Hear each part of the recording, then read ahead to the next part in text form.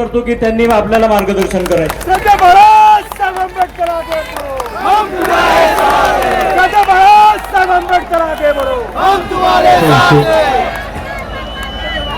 वंचित बहुजन आघाडीचा जय हो, राजा बाळासाहेब आंबेडकरांचा जय हो, वंचित बहुजन आघाडीचा जय हो। मी सर्वात प्रथम आपल्या सगळ्यांचं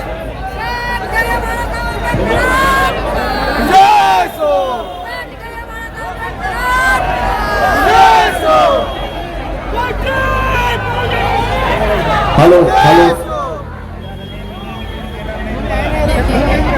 आपल्या सगळ्यांचा असणारा पहिल्यांदा अभिनंदन करतो।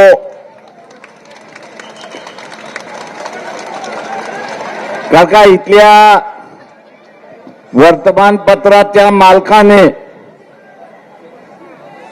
इलेक्ट्रॉनिकचे जे मालक आहेत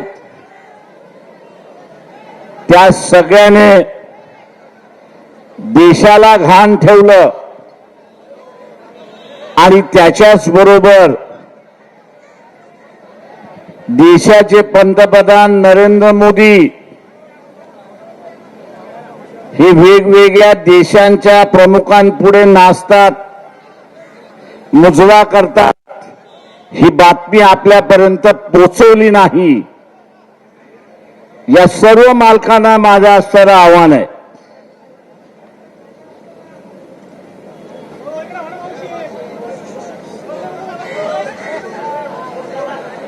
माझं या सगळ्या मालकांना असणारं आव्हान आहे की वेगवेगळ्या पद्धतीने लोकांचा असणारा राग हा शिगेला पोचताना मला दिसतोय। काश्मीरच्या प्रश्नावरनं पाकिस्तान बरोबरचे असणारे अनेक युद्ध झाले। या अनेक युद्धाच्या कालावधीमध्ये असेल किंवा काश्मीरचा प्रश्न आंतरराष्ट्रीय स्तरावरती ज्या ज्या वेळेस घेऊन झाला असेल तर भारताच्या पाठीमागे ठामपणे कोणी उभं राहिलं असेल तर इराण सारखं राज्य हे आपलं त्या ठिकाणी उभं राहिलं हे लक्षात घ्या। मित्र हे जपायचे असतात। आज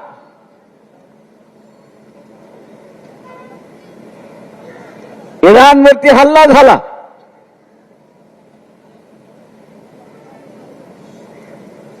कशावरनं हल्ला झाला तर ते असणारे अणुबॉम्ब निर्माण करतात आहेत आणि कुठल्याही मुस्लिम राष्ट्राकडे अणुबॉम्ब असू नये अशी असणारी भूमिका असेल मग भारत सरकारने पहिल्यांदा विचारलं पाहिजे की पाकिस्तानकडे अणुबॉम्ब कसं काय तुम्ही येऊ दिला त्याचा खुलासा करा। मैत्री जपण्याच्या ऐवजी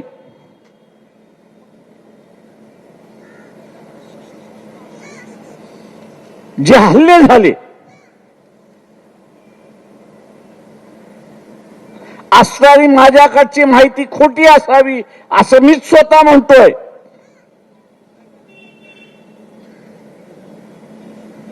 इराणवरती हल्ला होण्याच्या अगोदर एक आठवडा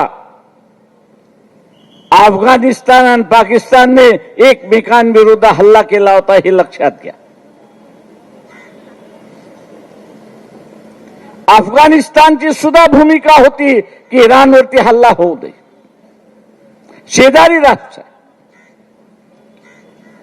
पाकिस्तानही म्हणत होता की तिथे असणारा हल्ला होऊ नये, आम्ही असणाऱ्या इराणच्या मदतीला जाऊ। नरेंद्र मोदी इस्रायलला जातात, काय गुफ्तगू होतं याची आपल्याला माहिती नाही, पण त्यांचं विमान भारतामध्ये उतरण्याच्या अगोदर हल्ला होतो अशी असणारी परिस्थिती आहे। मी भारत सरकारला विचारतो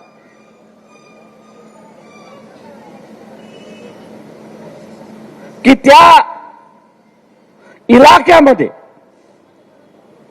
भारताचे 2 सेंटर्स आहेत. एक दुधगाम म्हणून असणारं एक सेंटर आहे आणि इराण मधला असणारं चिबर नावाचं असणारं जे पोर्ट आहे ते आहे.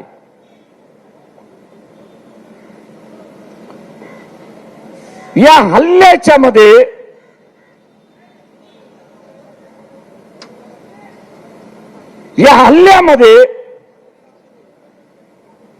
या दोन्ही सेंटरने मदत केली की न मदत केली याचा असणारा खुलासा हा विचारला जाणार आहे, हे लक्षात घ्या.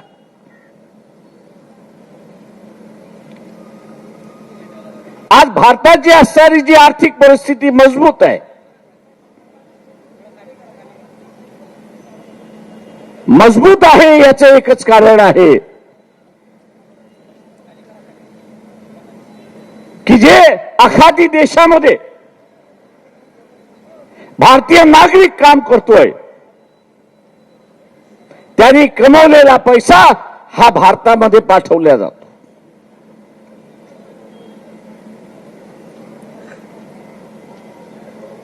खोमेनीची या युद्धामध्ये हत्या केल्यानंतर जे काय माहोल उभा राहतोय तो आपला लक्षात घ्या. एक एक मुस्लिम राष्ट्रामधले राज्यकर्ते अमेरिकेच्या बाजूने आहेत, पण जनता ही इराणच्या बाजूने आहे, हे आपण असताना लक्षात घ्या.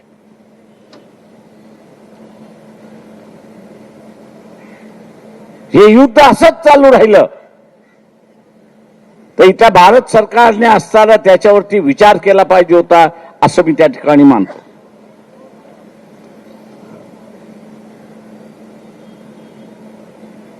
$2 कोटीच्या वरती भारतीय त्या आखाती देशामध्ये आहेत. जसं अमेरिकेच्या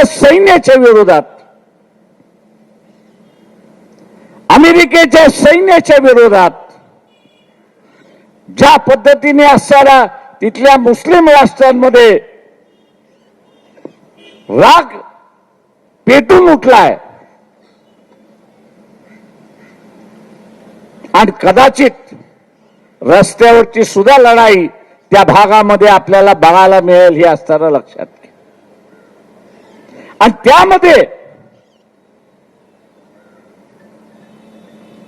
मोदींचा काही सहभाग असेल तर या 2 कोटी भारतीयांचं सुद्धा आयुष्य धोक्यात आहे, हे आपण असं लक्षात घ्या.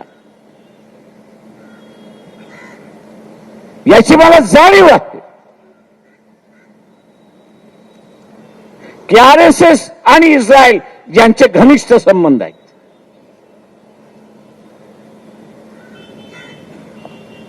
यांचे घनिष्ठ संबंध आहेत.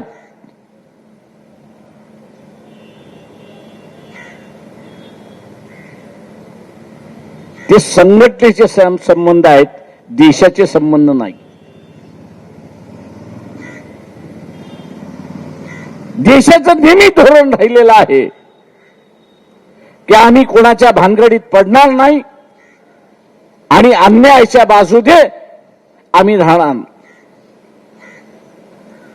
कुठल्या देशाच्या भानगडीमध्ये आम्ही पडणार नाही आणि कुठल्या अन्याय करणाऱ्याच्या बाजूने आम्ही राहणार नाही, ही भूमिका आपली राहिलेली आहे.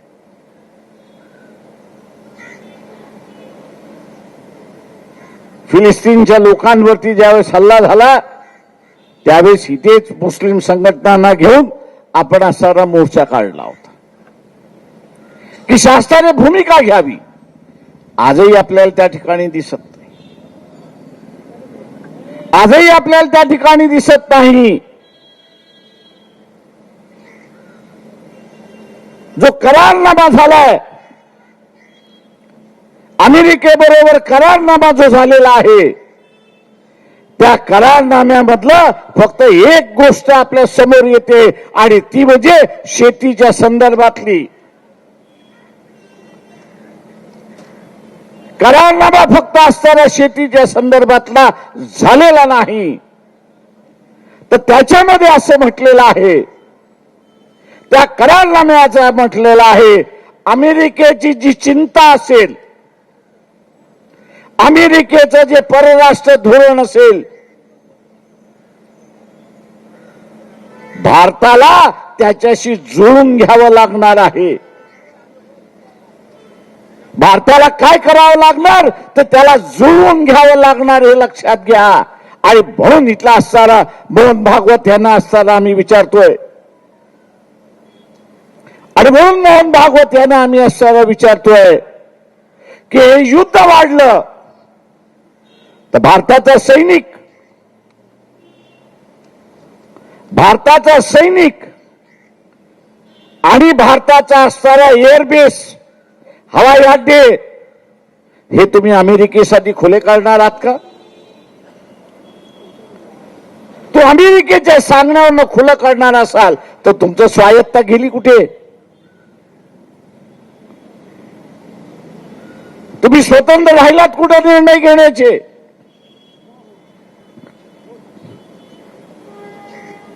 आणि आज पुन्हा या देशाला गुलाम करण्याची प्रक्रिया सुरुवात झाली आहे, हे लक्षात घ्या. आर्थिक दृष्टिकोनातून गुलाम करण्याची, राजकीय दृष्टिकोनातून गुलाम करण्याची, आणि या देशाचा असणारा सार्वभौम हे अमेरिकेकडे घाण ठेवण्याचा असा असणारा प्रकार. मोहन भागवत, हे तुमच्या संघटनेला, RSS ला मान्य आहे का, याचा पहिल्यांदा खुलासा करा. सत्ता तुमची आहे,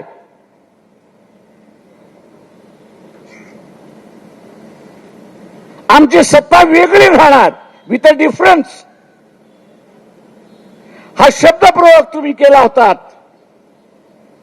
हा जो वेगळेपणा आहे, डिफरन्स जो आहे, हा गुलामीचा डिफरन्स होता. तुम्हाला या देशाला गुलाम करायचं होतं, आणि तुमचा करारनामा हा गुलामीचा करारनामा आहे, हा जाहीरनामा आहे, असं मी त्या ठिकाणी मानतोय. बाबासाहेब म्हणाले होते की यापुढे पेनाच्या ताकदीतून असणारा देशाला गुलाम केल्या जाणार, पेनाच्या ताकदीतून असणारा गुलाम केल्या जाणार. आणि आज आपल्याला दिसतंय की एग्रीमेंटच्या माध्यमातून आपल्याला गुलाम करण्यात आलेलं आहे, अशी परिस्थिती आहे. काही पक्ष म्हणतात की आम्ही असणारा सभागृहामध्ये आवाज उठवतोय. अरे त्या सभागृहामध्ये आम्ही सुद्धा आवाज उठवला होता.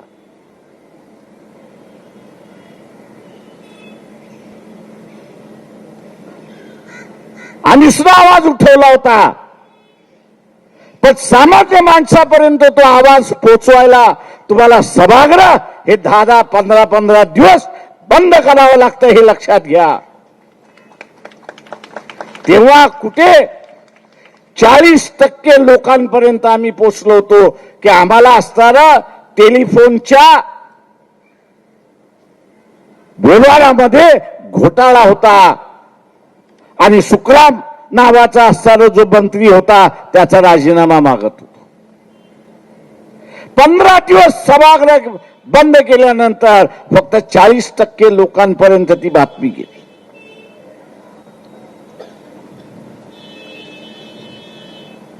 पंधरा दिवस सभागृह बंद केल्यानंतर 40% लोकांपर्यंत बातमी गेली.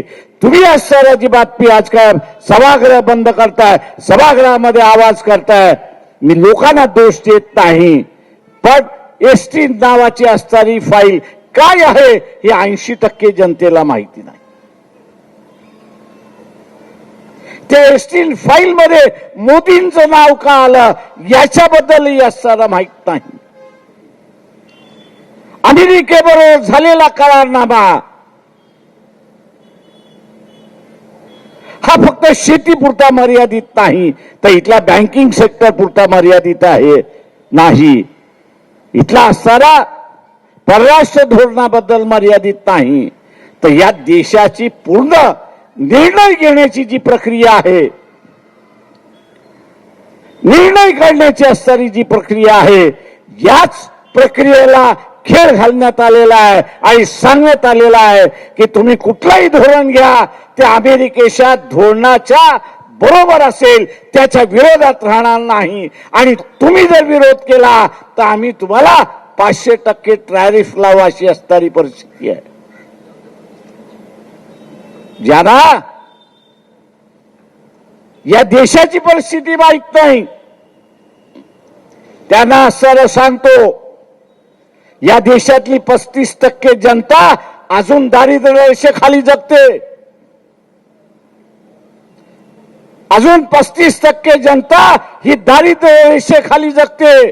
बाजारपेठ आम्हाला शोधण्याची गरज नाही, जगाला भारतामध्ये बाजारपेठ शोधावी यावी लागते.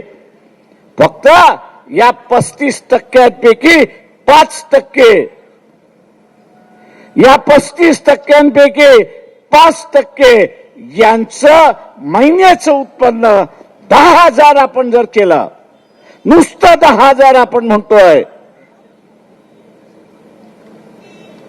35%पैकी 5%चं उत्पन्न पहिला 10,000 आपण असं गेलं तर या देशामध्ये मंदीची कधीच लाट येणार नाही, हे लक्षात घ्या.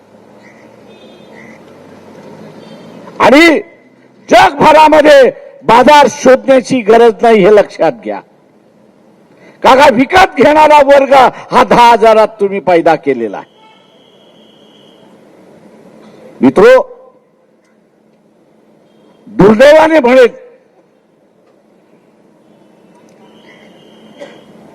की या भारतातला असणारा मध्यमवर्गीय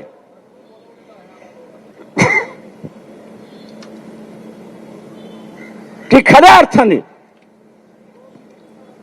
याला हे जे परिणाम दिसतात आहेत, कळतात आहेत, दुर्दैवाने त्यांनी चुपकी मारलेली आहे. दुर्दैवाने त्यांनी चुपकी मारलेली आहे.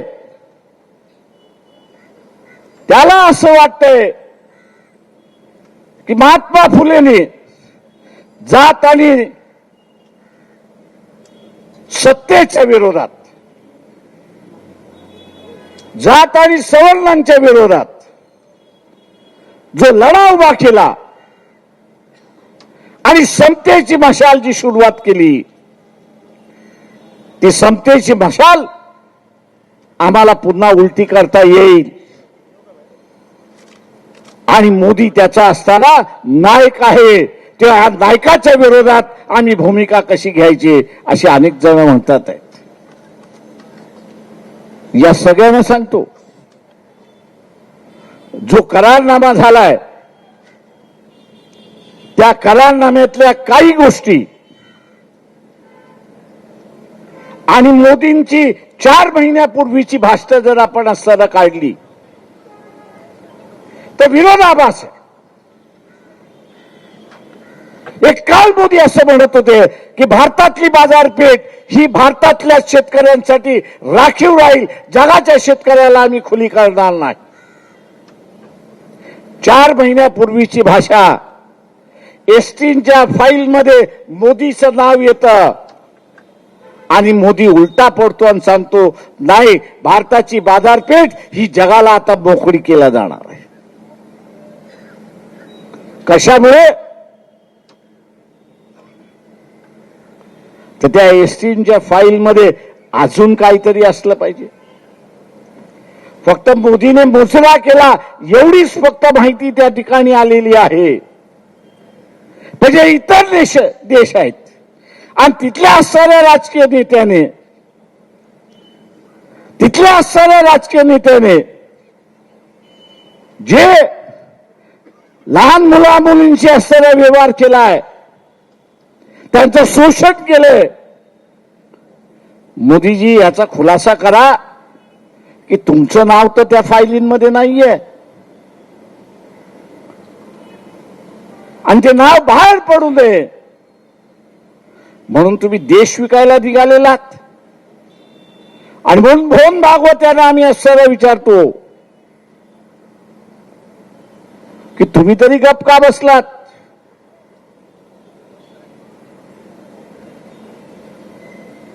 टू जी स्कॅम झालं त्यावेळेस अण्णा हजारेला हाताशी धरलं, दिल्लीच्या मैदानामध्ये बसवलं आणि सगळं रान आपण असताना पेटवलं. आज तुम्ही म्हणत असाल की मोदी ऐकत नसेल, पुन्हा एक अण्णा हजारे उभा करा आणि त्याच्या विरोधात आंदोलन करण्याची हिंमत दाखवा.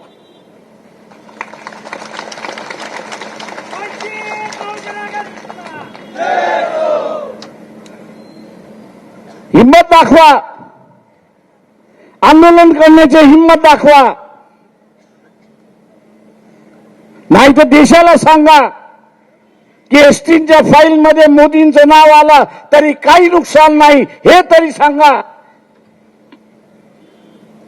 ज्यांचं नाव आलं इतर देशाने त्यांना सगळ्यांना जेलमध्ये टाकलं, पण भारतामध्ये कोणाच्याच विरोधात कारवाई नाही.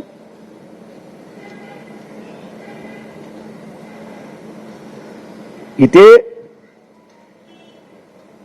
मी उघड असं म्हणेन की सामाजिक दृष्टिकोनातून देश स्वातंत्र्य ठेवायचा की गुलाम करायचा, याबद्दलचं विभाजन होत चाललंय असं मी त्या ठिकाणी मानतो. ज्यांना आपली स्वतःची पोरं अमेरिकेला पाठवायची आहेत, ज्यांना आपली पोरं सगळी युरोपला पाठवायची आहेत, ज्यांना आपली पोरं असणारी इंग्लंडला पाठवायची आहेत, त्या सगळ्यांना असं वाटतंय की आपण असणारा भूमिका कशी घ्यायची, आपण आंदोलनामध्ये कसं जायचं. आणि उद्या जर आपण आंदोलनामध्ये गेलो तर आपण या देशाच्या विरोधात आहोत आणि म्हणून आपली मुलं त्या ठिकाणी जाणार नाही, या भीतीपोटी गप्प बसलेली, या भीतीपोटी नरोबा खंजोबाची भूमिका त्या ठिकाणी घेतायत. या सगळ्याला माझं असणारं आव्हान आहे. मी आज नाही पण आंतरराष्ट्रीय अनेक संघटनांच्या बैठकीला ज्यावेळेस जात असे, हे 92-93च मी आपल्याला असणारं सांगतो, तिथल्या सगळ्या लोकांना असणारी एक भीती होती आणि ती म्हणजे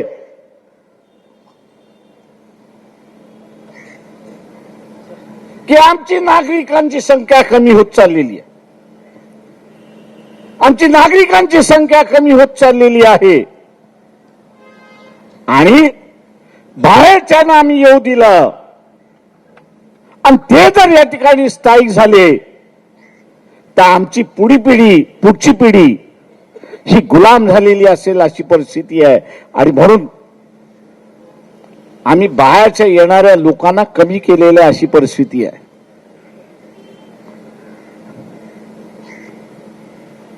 इथे सगळ्यांनी एक गोष्ट मान्य केली पाहिजे की अमेरिका एक दिवशी जेवढे भारतीय तिथे बसले त्यांच्या गांडीवरती लाथ मारल्याशिवाय राहणार नाही, हे लक्षात घ्या. काका त्याची गरज आहे, त्याची गरज आहे. उद्या समजा सगळं पाकिस्तान इथे येऊन बसलं, तुम्ही त्याला मताचा अधिकार देणार आहात का? का नाही देणार? काका तो उद्या राज्य करेल ही तुम्हाला भीती आहे?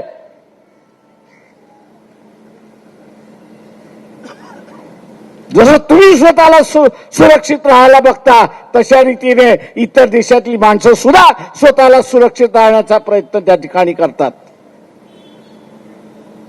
आणि म्हणून जे येतील त्यांना आपण सांगितलं पाहिजे, तू जेवढं कमवलंयस ना तेवढं पहिल्यांदा सांग, त्याच्यातले 90% तू जर देशाला देणार असशील तरच तुला नागरिकत्व मिळणार, नाही तर अजिबात मिळणार नाही, हे लक्षात घ्या.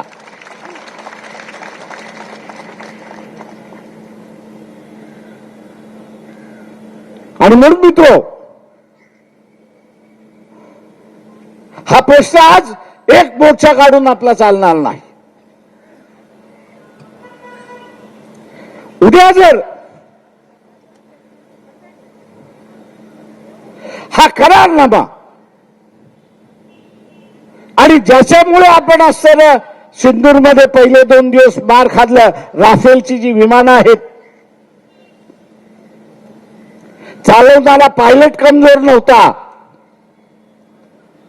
पण त्या विमानाची बघण्याची जो डोळा होता तो फक्त 300 मीटरचा होता.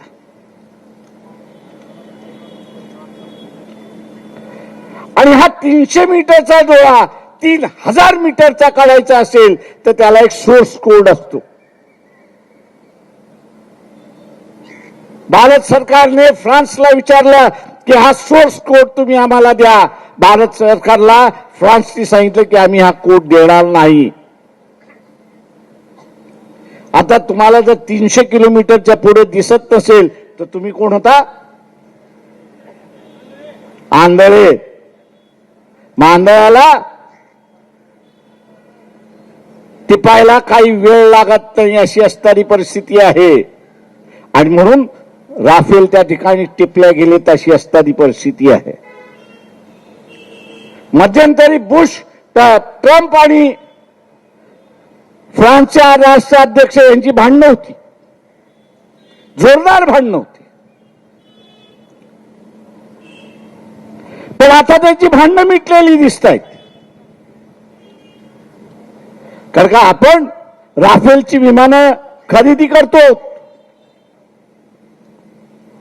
पंतप्रधानांना आम्ही असताना विचारतो की तो सोर्स कोड द्यायला फ्रान्स तयार झालंय का याचा पहिल्यांदा खुलासा करा, नाहीतर लोखंड घेतलंय असंच फक्त त्या ठिकाणी होणार आहे. आता हे विकत घेण्यामध्ये सुद्धा एस्टीन फाईलचा काही संबंध आहे का? माझ्यासारख्याला शंका येते की तिथं संबंध आहे.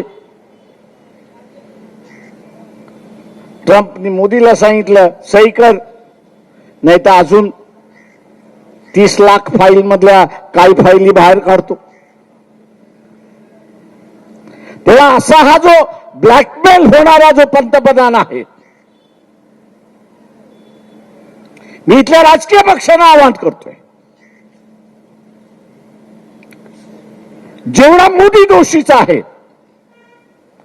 तुम्ही रस्त्यावरती उतरला नाहीत तर तुम्ही सुद्धा तेवढे दोषी आहात हे लक्षात घ्या. उघड्या डोळ्याने तुम्ही असं पाहताय. सर्व सोशल मीडियावरती त्या एग्रीमेंटच्या कॉपीज तुम्हाला मिळतात. तुम्ही वाचलं नाही असं म्हणत असाल? मला काही लोक नंतर येऊन म्हणतात प्रकाशराव तुम्ही माईकवरनं बोललं तर हे काय बाहेर पडणार नाहीत. मी त्यांना विचारलं का? ते म्हटलं आपल्या देशामध्ये सुद्धा कोणतरी एसटी नसला पाहिजे आणि त्याला हे घाबरत असतील. आता हे जर असेल तर दुर्दैव असं मी त्या ठिकाणी मानतो. हे दुर्दैव असं मी मानतो.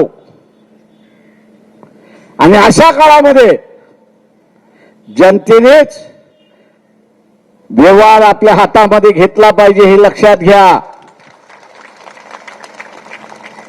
प्रचार करण्याचाही आणि प्रसार करण्याचाही. टीव्हीने दाखवलं नाही तरी चालेल, वर्तमानपत्रामध्ये आलं नाही तरी चालेल, पण आपल्या हातामध्ये एक पॉवरफुल यंत्रणा आहे. कुठली?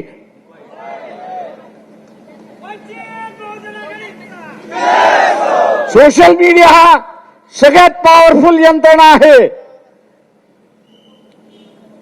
जो काय बंगालमधला उठाव झाला, जो काय नेपाळमधला उठाव झाला, जो काय आखाती देशामधला उठाव झाला, त्याला कोण नेता नव्हता.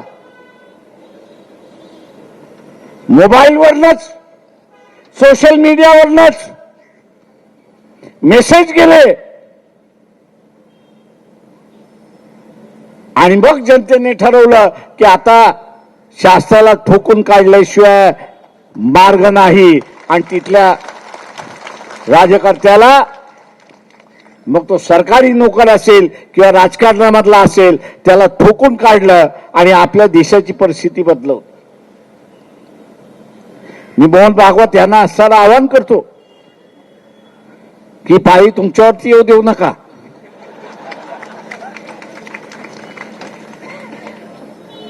ही पाळी तुमच्यावरती येऊ देऊ नका.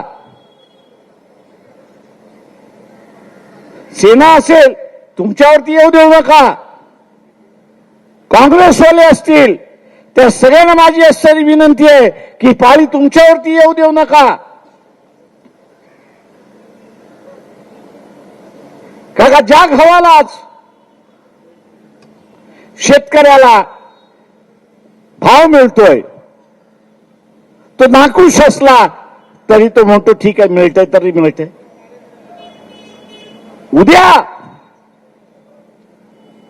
गहू असेल, धान असेल, डाळी असतील, पल्सेस असतील, कडधान्य असेल, शहरातल्या माणसाला अर्ध्या किमतीत मिळतील. का तो शेती करत नाही, तो विकत घेत असतो. त्याला अर्ध्या किमतीत मिळतील म्हणून तो असताना आनंदित असेल. पण या देशामधला जो पिकवणारा आहे, या देशामधला जो पिकवणारा आहे, तो रसातळाला गेलेला असेल हे लक्षात घ्या. तो रसातळाला गेलेला असेल आणि त्याच्या पुढे मग एकच मार्ग राहतो आणि तो म्हणजे जाऊन शहरातल्या माणसाला लुटा. हे माझं उदाहरण नाही देते मी. तुम्ही राजस्थान विधानसभेमधलं 1950चं राजस्थान विधानसभेमधलं 1950चं तिथल्या त्या काळच्या मुख्यमंत्र्याचं भाषण जर आपण ऐकलं तर त्यांनी असं म्हटलं की माझं बजेट कमी पडत होतं, माझं बजेट कमी पडत होतं आणि म्हणून पाकिस्तान मधल्या काही गावांवरती आम्ही हमला बोलून लुटत होतो आणि माल इथे आणत होतो. तेच होईल. ही उदाहरणं आहेत या देशामध्ये. शहरातल्या माणसाला वाटत असेल की माझी नोकरी आहे, बेट्यानो 3 महिने थांबा, 3 महिने थांबा. या करारनाम्याचा परिणाम आपल्याला दिसल्याशिवाय राहणार नाही. ज्यांच्या नोकऱ्या आहेत, ज्यांच्या नोकऱ्या आहेत, त्यांच्या नोकऱ्या गेलेल्या असतील, ले आउट दिलेला असेल, ले ऑफ दिलेला असेल, हा परिणाम आहे.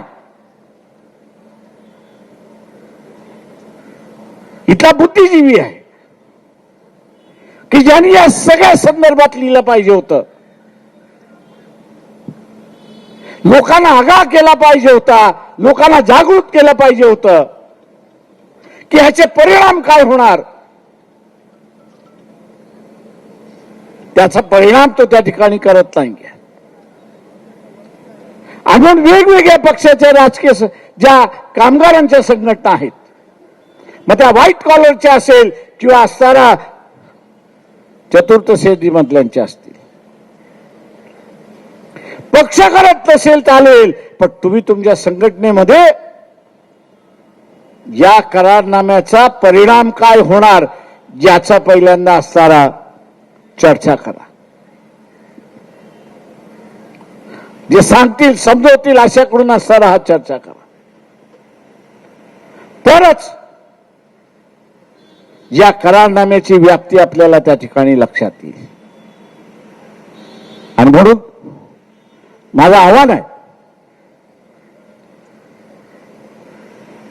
की आपण आज जमलो, कदाचित या करारनाम्याची आणि एस्टेट फाईलची चर्चा ही सुरुवात होईल. ती आपण सुरुवात केली पाहिजे. प्रत्येकाच्या मोबाईलमध्ये 200-300 मोबाईल नंबर आहेत.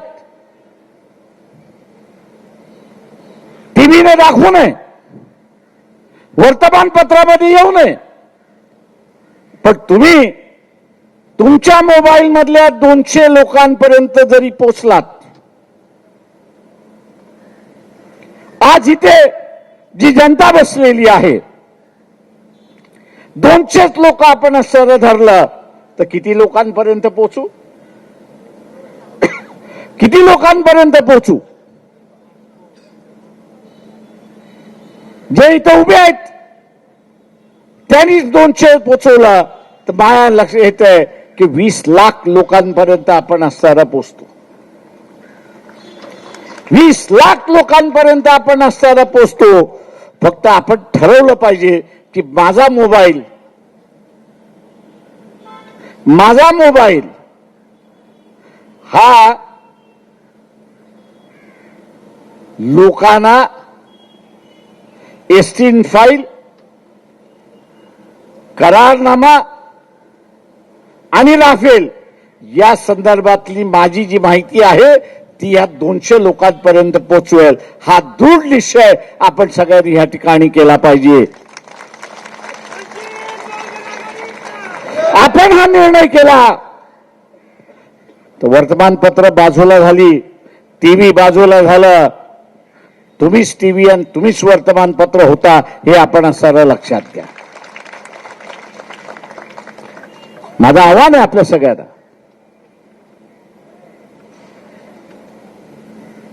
की परिस्थिती खालवत जाणार आहे. या आखाती युद्धामुळे महागाई शिगेला पोचणार. इथली व्यवस्था कोलमडलेली आपल्याला दिसणार आहे.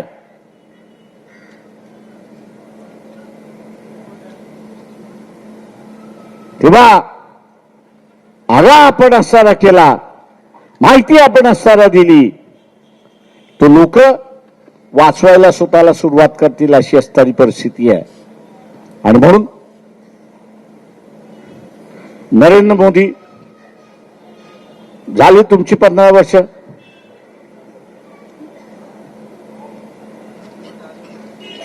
तुमचे सगळे गुलाम आहेत याची मला जाणीव आहे. पण एप्रिल पर्यंत थांबा. तुमच्या 2 रील्स बाहेर काढल्याशिवाय मी राहणार नाही. आता त्या रील्स येऊ द्यायच्या नसतील.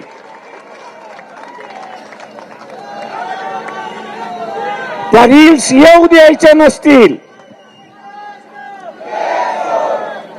त्या रील्स येऊ द्यायच्या नसतील. त्या रील्स येऊ द्यायच्या नसतील तर खुर्ची खाली करा आणि स्वतःची बेइज्जती थांबवा. आमच्या पुढे 2च मार्ग आहेत. एक तर देशाला वाचवा आणि ते जर करायचं असेल तर तुम्हाला संपवा, आणि तुम्हाला इज्जत वाचवायची असेल तर तुम्ही खाली करा आणि असताना बघून घेऊ. मी इथल्या बीजेपी वाल्यांना सांगतोय की आम्ही तुमचा राजीनामा नाही मागत आहोत. सत्ता ही तुमचीच राहणार आहे. का लोकांनी तुम्हाला 5 वर्षासाठी निवडून दिलंय. तुम्ही काही निवडणूक घेणार नाही. तुम्ही काही निवडणूक घेणार नाही. त्याच्यावर सत्ता तुमचीच राहील. फक्त ती सत्ता राहत असताना भारताचं सार्वभौम ही कायम राहिलं पाहिजे, आणि त्यासाठी तुम्हाला नरेंद्र मोदी याची बळी हा द्यावाच लागणार. उद्याची होळी आहे. बळी कोणाचा द्यायचा? बळी कोणाचा द्यायचा तेव्हा आपण उद्या द्या एवढं आवाहन करतो आणि आपली लढा घेतो.